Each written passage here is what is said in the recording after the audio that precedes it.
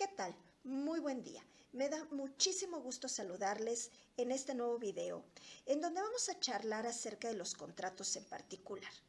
Todo esto dentro del marco de las obligaciones civiles y mercantiles y de los títulos y operaciones de crédito. Vamos a analizar nuevamente algunos contratos. Esta vez van a ser contratos distintos. Vamos a ver las obligaciones de las partes y los derechos de las partes. ¿De qué contratos? De los contratos de arrendamiento financiero, también denominados leasing, del contrato de transporte, de seguro, de tiempo compartido, de autofinanciamiento, de franquicia, y podrían elegir a lo mejor algún contrato de garantía. ¿Qué textos voy a recomendar? Voy a recomendar el texto de el maestro Vega y del maestro Quevedo. Esos libros los recomiendo mucho para este trabajo, ya que traen los derechos, las obligaciones y la legislación que pueden abordar. Entonces vamos a comenzar y vamos a platicar acerca de un par de ellos, como puede ser el de arrendamiento financiero y el contrato de transporte. Por lo tanto, es necesario saber que el contrato de arrendamiento se gesta cuando el arrendador se obliga a adquirir determinados bienes y a conceder su uso o goce temporal a plazo forzoso al arrendatario, quien podrá ser una persona física o moral, obligándose este último, o sea, el arrendatario, a pagar como contraprestación, que se liquidará en pagos parciales según se convenga, una cantidad de dinero determinada o determinable que cubra el valor de adquisición de los bienes, las cargas financieras y los demás accesorios que se estipulen, y adoptar al vencimiento del contrato algunas de las opciones terminales a que hace referencia la ley. ¿La ley cuál? Es la Ley General de Títulos y Operaciones de Crédito en su artículo 408. Si ustedes se dan cuenta, dentro de la misma definición podemos encontrar las obligaciones de cualquiera de las partes del arrendador y del arrendatario. Solo hay que ir desglosando cada una de las definiciones. A partir de este artículo del 408 y los subsecuentes van a poder encontrar muchas más de estas obligaciones o derechos de cada una de las partes. Para finalizar con el contrato de leasing, podemos decir que este contrato suele ajustarse a etapas y cláusulas forzosas, en donde los empresarios comerciales o los particulares interesados en usar un bien se dirigen al arrendador, mismo que hechos los estudios financieros que requiere esta operación, lo compra el bien con el único fin de permitir su uso al futuro arrendatario. ¿Ok? Ahora, cada una de estas características las van a poder encontrar, como ya lo dije y lo voy a repetir nuevamente, en los libros Quevedo, Vega o en la ley que corresponde. Hablaremos a continuación del contrato de transporte.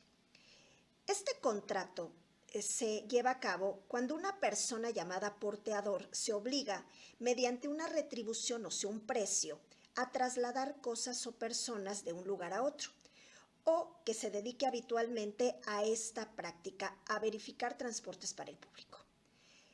El artículo 576 del Código de Comercio es el que dispone que el contrato de transporte será un contrato mercantil. Primero, ¿bajo qué premisas? Que tenga por objeto mercaderías y que cuando, sea cual fuere su objeto, el porteador, o sea, quien traslada las cosas, sea un comerciante.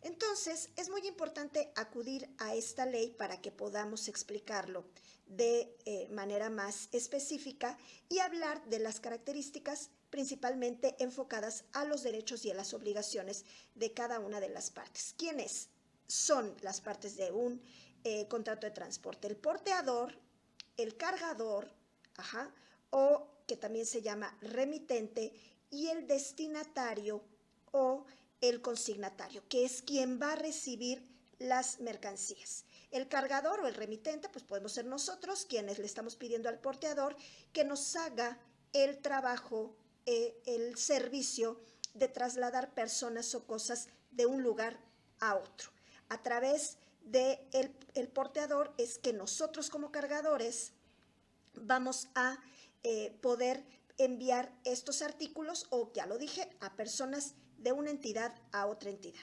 A eso hace referencia el contrato de transporte.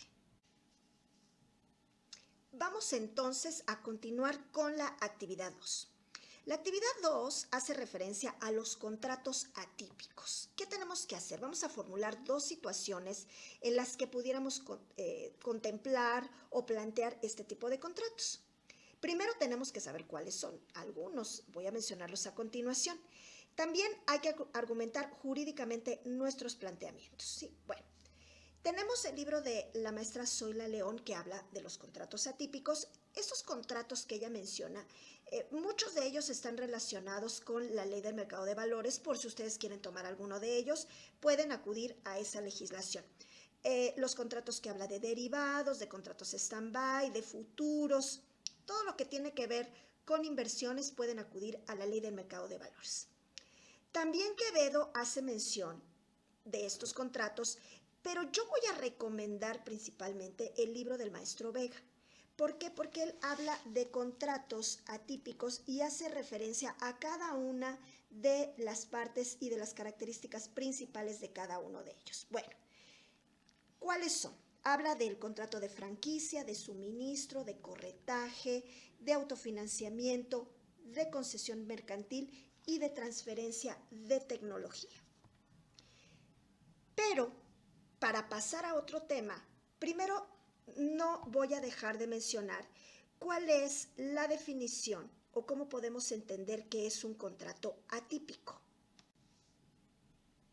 El Código Civil de la Ciudad de México, en su artículo 1858, dice que los contratos que no están específicamente reglamentados en este código se van a regir por las reglas generales de los contratos, por las estipulaciones de las partes y en lo que fueron omisas por las disposiciones del contrato con el que tengan más analogía. ¿Y cuáles son esos contratos? Bueno, pues de los reglamentados en este mismo ordenamiento. Es muy importante considerar que los códigos civiles y el Código de Comercio y toda la legislación relativa a los contratos reconocen el principio de autonomía. Este principio de autonomía enfocado a la voluntad o a la libertad contractual que tenemos todos los ciudadanos, como es la posibilidad de llevar a cabo o de celebrar contratos, ya sea que estén estructurados y reglamentados por un ordenamiento legal o que sean contratos en los que las partes contratantes determinen libremente su contenido.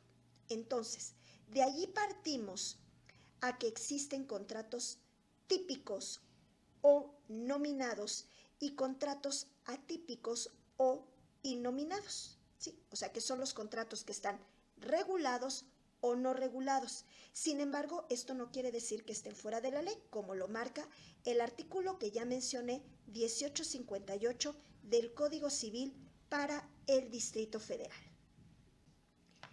Si cada uno de ustedes también desea profundizar más en la doctrina alrededor de los contratos atípicos, yo voy a recomendar un extracto del maestro Barrera Graf, en donde él platica muy profundamente y de manera muy clara y concisa acerca de estos contratos atípicos.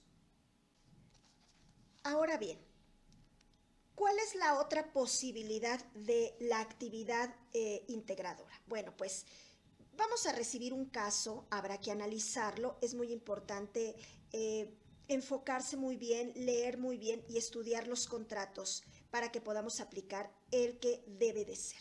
Ahora, hay que redactar un contrato, ¿sí? Vamos a presentar la estructura que tiene un contrato que ya lo habíamos platicado, pues consta en primera instancia de un proemio, de una parte que se llama declaraciones, del clausulado y de la firma o de la suscripción del contrato.